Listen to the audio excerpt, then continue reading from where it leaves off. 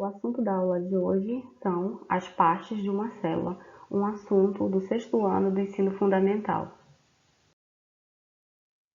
O assunto da aula de hoje ele é de extrema importância para a compreensão dos próximos assuntos, principalmente a parte de tecidos animais. O que vamos analisar agora é a célula animal e não a célula vegetal. A célula ela é a unidade básica da vida. É através dela que a nossa vida começa após a fecundação do espermatozoide no óvulo ou ovócito. Ela é dividida basicamente em três partes: a membrana plasmática, a região do citoplasma, que é a parte que vai da membrana, até a região central, que é chamada de núcleo. Nessa primeira parte, nós vamos ver a membrana plasmática. Então, a membrana é essa parte que está marcada aqui, que está destacada, e ela foi cortada e jogada aqui para a parte lateral para vocês conseguirem visualizar de uma forma mais ampliada. Então, a membrana ela é uma película muito fina e delicada, além de ser elástica, ela vai envolver toda a célula, todo o conteúdo celular. E mais do que um simples envoltório, essa membrana ela tem participação marcante na vida da célula. Ela vai regular a passagem e a troca de substâncias do meio intracelular, ou seja, dentro da célula, para o meio extracelular, fora da célula. Muitas substâncias, elas entram e saem da célula. Então, de algumas formas, essa entrada, ela se dá de forma passiva, ou até mesmo essa saída. O transporte de substância que é feito de forma passiva, ela é chamada de osmose ou difusão simples, mas o que deve ficar na cabeça de vocês é que esse transporte passivo não tem gasto de energia. Então, de repente, para a célula poder conseguir oxigênio ou gás carbônico, ela não vai gastar nem 1 graminha de energia para que ela consiga realizar, por exemplo, um processo respiratório. Outras substâncias entram e saem da célula de forma ativa. Nesse caso, a célula vai gastar energia para promover o transporte delas através da membrana. Então, para entrar ou para sair, a substância vai gastar energia, então aí a gente chama de transporte ativo.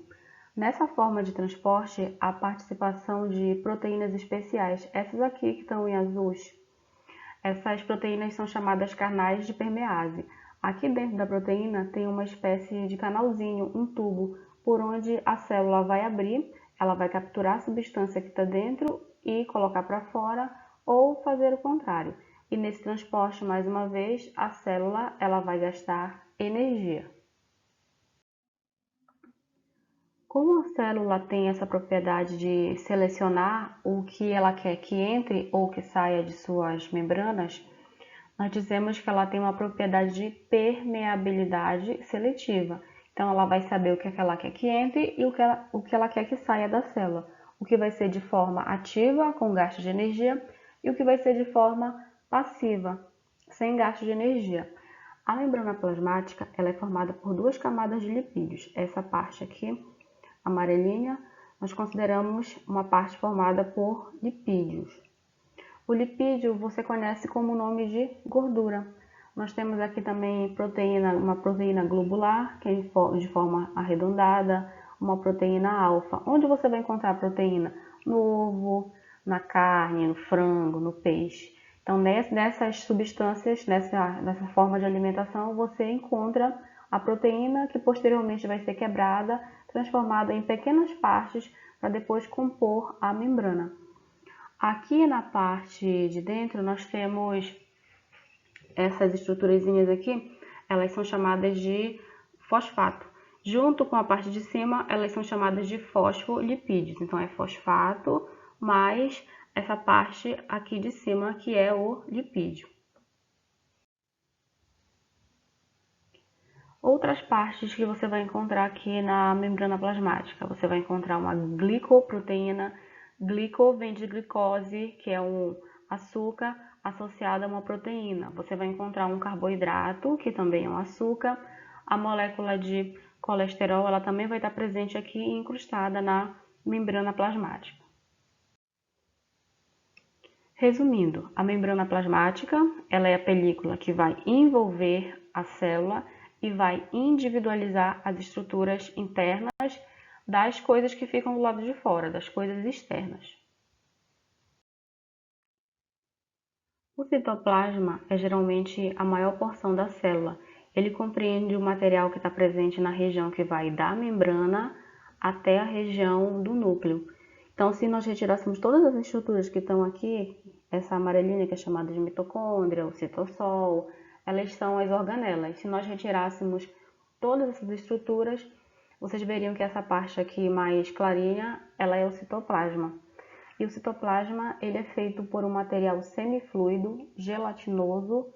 Ele também pode ser chamado de hialoplasma. E no hialoplasma ficam imersas as organelas celulares que vão desempenhar as mais variadas funções na célula. Agora vamos ver de forma mais geral as organelas e a função que cada uma vai desempenhar. Olha o nome aí, organelas. É como se elas fossem os órgãos da célula, tá? Então é só uma analogia. Essa aqui é chamada de retículo endoplasmático, mas nós temos dois retículos. Esse aqui que fica mais junto com a região do núcleo, ele é chamado de retículo endoplasmático rugoso. E esse que fica mais afastado é chamado de retículo endoplasmático liso. O retículo endoplasmático rugoso, ele recebe esse nome devido à sua estrutura rugosa e áspera, devido à presença desses glânulos aqui, que são os ribossomos que ficam presos à parede do retículo endoplasmático rugoso.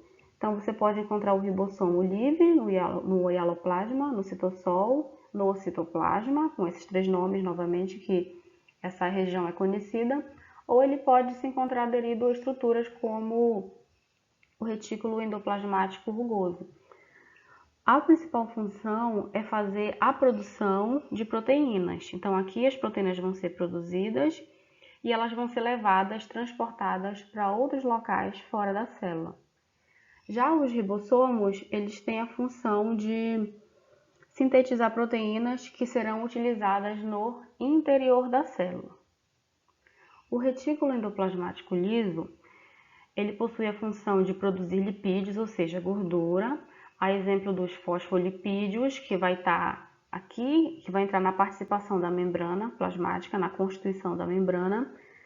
Ele vai estar presente também nos óleos, nos esteroides, que vão formar os hormônios sexuais, a testosterona, que é o hormônio sexual masculino, que vai dar as características secundárias no corpo do homem, como o tom de voz, pelos pelo corpo, o desenvolvimento da musculatura. E o estrogênio, que é o hormônio sexual feminino, que vai dar as características do corpo feminino. Além disso, o retículo endoplasmático liso, ele vai promover a limpeza, a desintoxicação da célula. E ele vai ajudar também no metabolismo celular e vai, além disso, quebrar o álcool presente nas bebidas que as pessoas possam vir a ingerir. Essa estrutura é chamada de complexo de Golgi. Antigamente, ela era chamada de aparelho de Golgi. Então, vocês ainda podem encontrar com essa denominação mais antiga. Não está errado. Então, o complexo de Golgi, ele já vai armazenar, ele vai modificar e ele vai mandar para outras partes da célula as proteínas que são sintetizadas no retículo endoplasmático rugoso. Além disso, ele vai realizar a função de produzir carboidratos, ou seja, os açúcares. Essas proteínas, elas vão sofrer uma reação aqui dentro que a gente chama de glicolização, que é uma reação onde você adiciona açúcar a alguns compostos. E assim que o processo se completa, essas proteínas, elas podem se tornar ativas. Além disso, elas são responsáveis por produzir uma estrutura que está lá no espermatozoide, que é a cabeça do espermatozoide, que a gente chama de capuz cromossômico, ou a cabeça do espermatozoide. Uma outra estrutura que é chamada de lisossomo, ele tem a função, tá bem aqui o lisossomo, ele tem a função de fazer a digestão intracelular. Então, aqui dentro do lisossomo você vai encontrar algumas enzimas, algumas partículas que fazem a digestão de substâncias. Os centríolos, eles são organelas formadas por microtúbulos que eles vão ajudar os cromossomos, ou seja, o DNA, a se separar na hora da divisão celular. Nós temos dois processos de divisão celular, que é a mitose e a meiose. Eles estão presentes também em cílios e flagelos e vão auxiliar na locomoção de algumas células. Aqui tem a mitocôndria, que a função dela é produzir energia para que toda a célula possa funcionar. Temos também o esqueleto das células representadas pelas fibras intermediárias, os microfilamentos e os microtúbulos. A célula também tem um esqueleto. Cada célula que forma o nosso corpo tem um esqueleto. Só que a diferença do esqueleto que sustenta o nosso corpo é que os microfilamentos, os microtúbulos, eles são estruturas que eles conseguem se montar e se desmontar a todo momento para que a célula consiga ganhar esse formato e alguns formatos celulares, por exemplo, como os macrófagos, consigam se movimentar por dentro do nosso tecido sanguíneo e engolir organismos, engolir células estranhas que possam estar vindo causar algum tipo de infecção. Aqui na região central temos o núcleo celular, que nós veremos mais a seguinte. Só uma observação, a célula que estamos estudando hoje é uma célula animal. Aqui vocês não vão ver nenhum exemplo de célula de planta, nenhum exemplo de célula vegetal.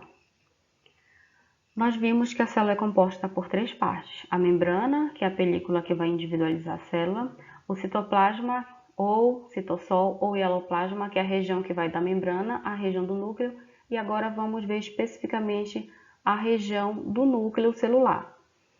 O núcleo é como o cérebro da célula, pois é a partir dele que partem as decisões, é onde se localizam os cromossomos, compostos de moléculas de DNA, que carrega toda a informação genética sobre as características da espécie e participa dos mecanismos hereditários.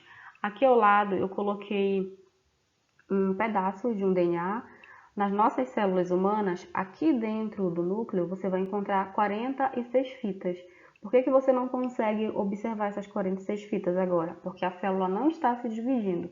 Então, os cromossomos, o nosso DNA, ele só ganha esse formato aqui quando a célula está começando a se dividir, que ele vai começar a se condensar, a se tornar mais compacto. Aí sim você vai conseguir observar ele na região do microscópio. Cada região do DNA ele é composto por genes, por estruturas que vão conter informação para a produção de proteínas, como a que ocorre nos ribossomos. E de acordo com o gene que vai ser codificado, vai ser sintetizado um tipo de proteína que vai ser usado para fins específicos.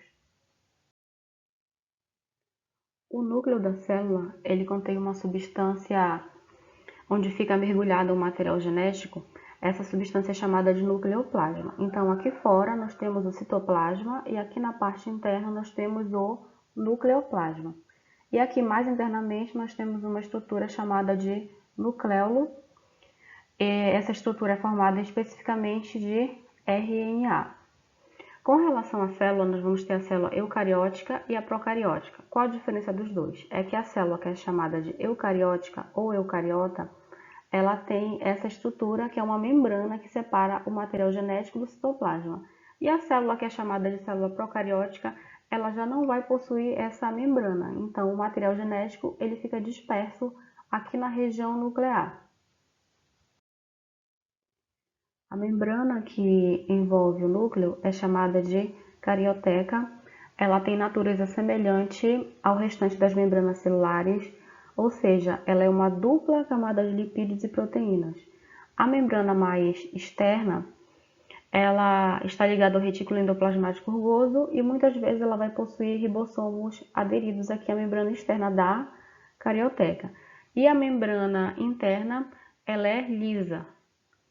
No lado interno, vai ter uma rede de proteínas que vão ajudar na sustentação da carioteca e vão participar nos processos de divisão celular e vão contribuir para a fragmentação e reconstituição do núcleo, porque durante a divisão celular, pessoal, esse núcleo aqui ele vai desaparecer para depois a célula poder dividir e posteriormente dois núcleos novos eles vão se formar.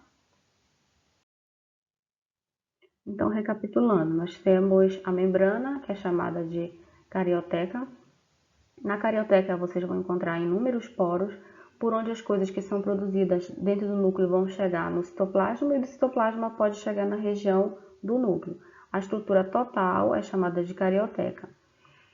Aqui na parte central, essa estrutura esférica, ela é o nucleolo. Eles são corpos densos e arredondados.